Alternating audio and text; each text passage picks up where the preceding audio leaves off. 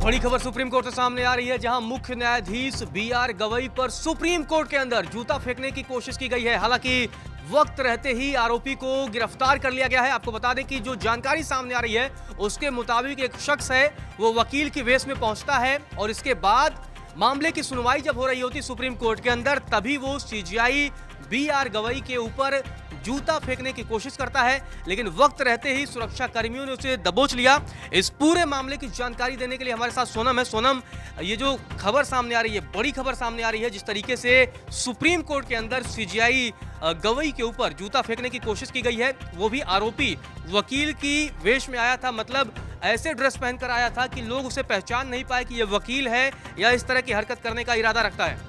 हाँ, उसने हंगामा किया और ये लगभग जो घटना है वो करीब 11 बजे की बताई जा रही है। और इस घटना के बाद जो है चीफ जस्टिस बी.आर. गवई का बयान भी सामने आया है। उन्होंने बोला है कि मुझे इन सब चीज़ों से फ़र्क नहीं पड़ता। उन्होंने जो प्रोसीडिंग्स हैं वो जारी रखी, लेकिन यहाँ पर ही जो शख्स बताया जा रहा है, जो वकील के भेस में आया था, उसने नारा लगाया है। और वो नारा है, उसने बोला कि सनातन का अपमान नहीं सहेगा हिंदुस्तान।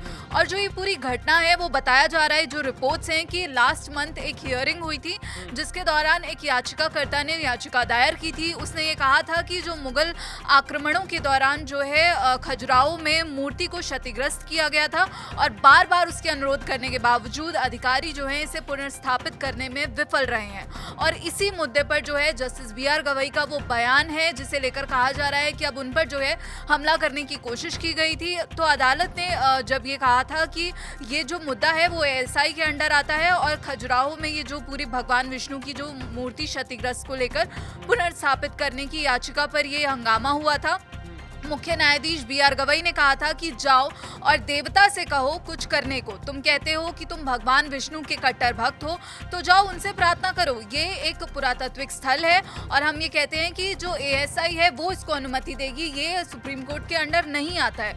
और उनके इस बयान के बाद जो है लगातार सोशल मीडिया पर उनका विरोध हो रहा था। लगातार जस्टिस बी.आर. गवई को इसी मंदिर मामले को लेकर जब सुनवाई हुई थी, जो बयान उन्होंने दिया था, उस बयान के बाद सोशल मीडिया पर भी लोगों ने उन्हें ट्रोल किया था और कहा था कि आपने एक धर्म विशेष के खिलाफ इस तरह की टिप्पणी की है।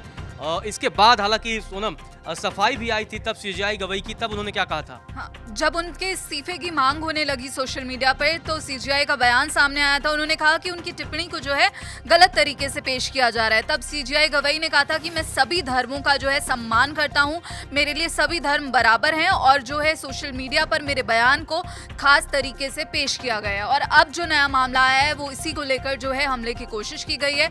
हालांकि जो वकील के भेस में शख्स घुसा था, जो उसने अटेम्प्ट किया हमले का, उसको अब हिरासत में ले लिया। क्या नाम है शख्स का? नाम क्या है सोनम? क्योंकि वकील के वेश में आया, पहले लोगों को लगा होगा शायद ये वकील है, लेकिन इस तरीके की हरकत सुप्रीम कोर्ट के अंदर अपने आप में ये कई सवाल भी खड़े कर रहा है। तो ये वकील का क्या नाम है? शुरुआती जानकारी के अनुसार कहा जा रहा है कि जो इस शख्स का नाम है वो राकेश किशोर बताया जा रहा है फिलहाल।